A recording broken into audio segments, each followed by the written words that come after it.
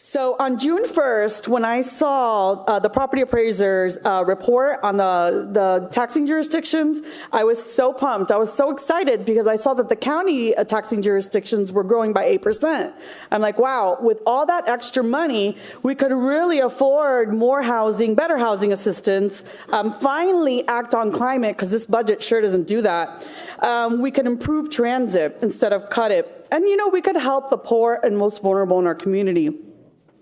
So I was totally confused when I read in the budget that the mayor found it challenging to develop it. And I searched and I looked and I, did research, and I'm like, let me focus on the salaries and fringes and benefits and all that, because it's the biggest expense. And I noticed that the mayor said in the budget that one of the problems was funding higher medical insurance costs. So down on the rabbit hole I went. While salaries were growing by 1%, fringe benefits were growing by 9%. That's $66 million.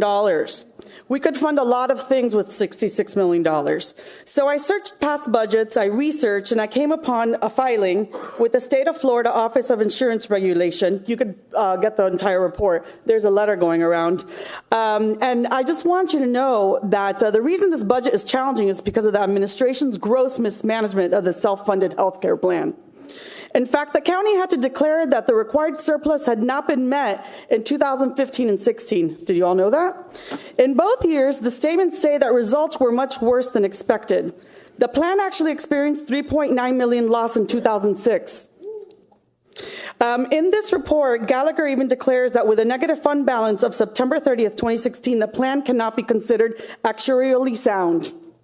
So based on the letters that you've received, signed by the Deputy Mayor Marquez, it appears that the county has had to pledge the surplus of the general fund, which is $81 million, in order to ensure that the state health insurance program would not collapse. Okay, Maggie, wind it up. You're over.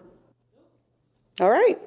But this is management watch type of stuff. This is gross negligence of the administration, and you need to be aware of this, because a lot of the budget issues that we have to take that into consideration. I, for one, will. So thank you very much. I am happy to give you the website and the filing number of this report that was submitted by the county. Okay, thank you, Maggie. No clapping, please. After Mr. Ragu, Nora Sandigo.